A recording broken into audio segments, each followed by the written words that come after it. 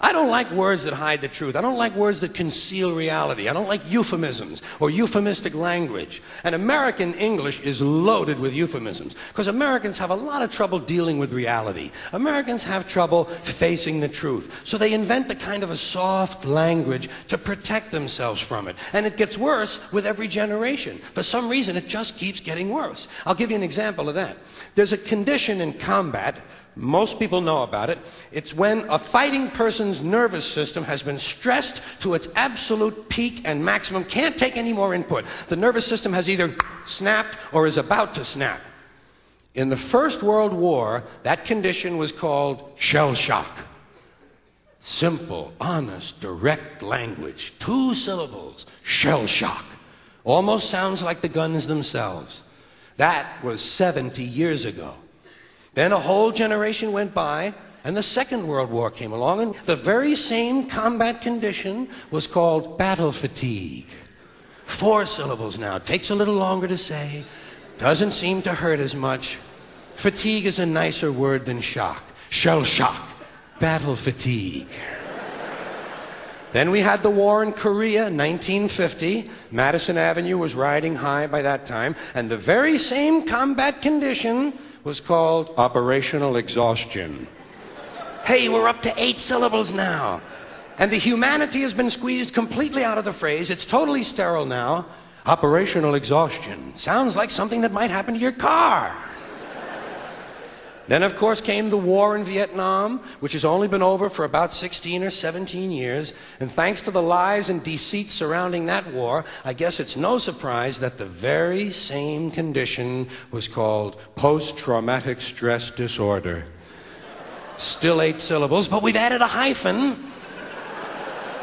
And the pain is completely buried under jargon. Post-traumatic stress disorder. I'll bet you, if we'd have still been calling it shell shock, some of those Vietnam veterans might have gotten the attention they needed at the time. I'll bet you that. I'll bet you that.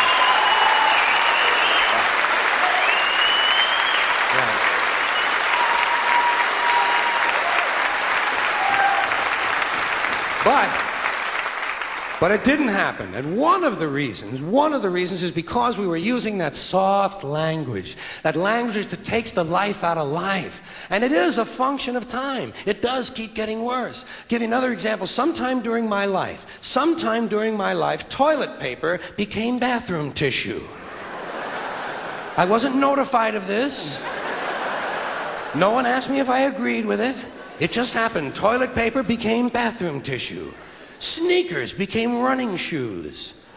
False teeth became dental appliances. Medicine became medication. Information became directory assistance. The dump became the landfill. Car crashes became automobile accidents. Partly cloudy became partly sunny. Motels became motor lodges. House trailers became mobile homes.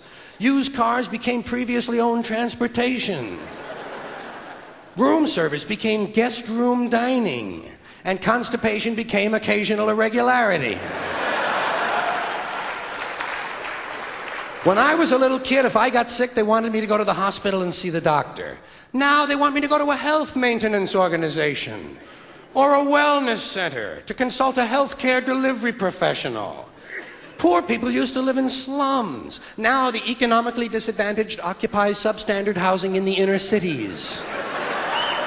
And they're broke. They're broke. They don't have a negative cash flow position. They're fucking broke. Because a lot of them were fired. You know, fired. Management wanted to curtail redundancies in the human resources area. So many people are no longer viable members of the workforce. Smug, greedy, well-fed white people have invented a language to conceal their sins. It's as simple as that. The CIA doesn't kill anybody anymore. They neutralize people. Or they depopulate the area. The government doesn't lie. It engages in disinformation. The Pentagon actually measures nuclear radiation in something they call sunshine units. Israeli murderers are called commandos. Arab commandos are called terrorists. Contra killers are called freedom fighters. Well, if crime fighters fight crime and firefighters fight fire, what do freedom fighters fight? They never mention that part of it to us, do they? Never mention that part of it.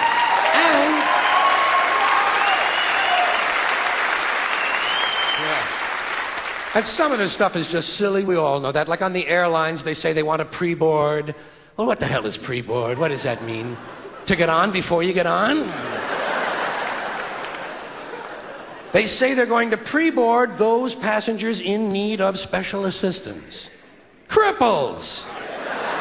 Simple, honest, direct language. There's no shame attached to the word cripple that I can find in any dictionary. No shame attached to it. In fact, it's a word used in Bible translations. Jesus healed the cripples. Doesn't take 7 words to describe that condition. But we don't have any cripples in this country anymore. We have the physically challenged. Is that a grotesque enough evasion for you? How about differently abled? I've heard them called that. Differently abled. You can't even call these people handicapped anymore. They'll say, we're not handicapped, we're handy-capable. These poor people have been bullshitted by the system into believing that if you change the name of the condition, somehow you'll change the condition. Well, hey, cousin, doesn't happen. Doesn't happen.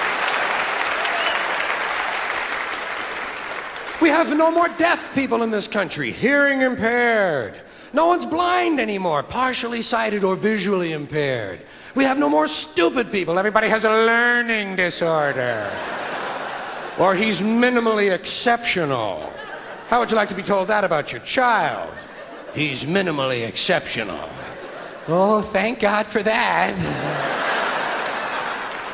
Psychologists actually have started calling ugly people those with severe appearance deficits. It's getting so bad that any day now I expect to hear a rape victim referred to as an unwilling sperm recipient. You know?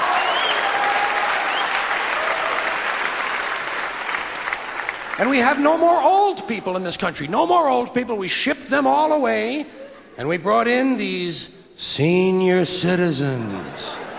Isn't that a typically American 20th century phrase? Bloodless, lifeless. No pulse in one of them. A senior citizen.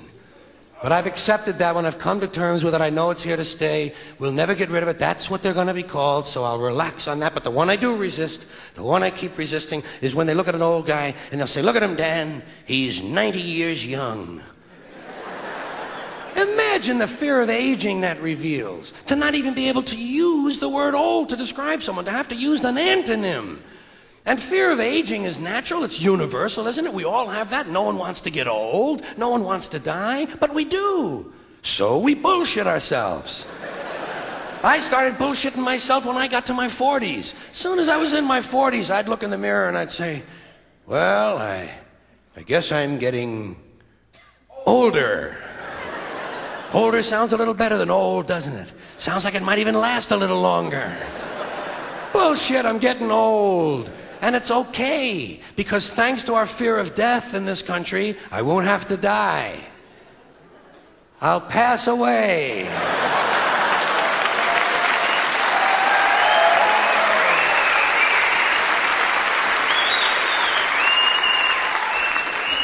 Or I'll expire like a magazine subscription. If it happens in the hospital, they'll call it a terminal episode. The insurance company will refer to it as negative patient care outcome. And if it's the result of malpractice, they'll say it was a therapeutic misadventure. I'm telling you, some of this language makes me want to vomit. Well, maybe not vomit. Makes me want to engage in an involuntary personal protein spill.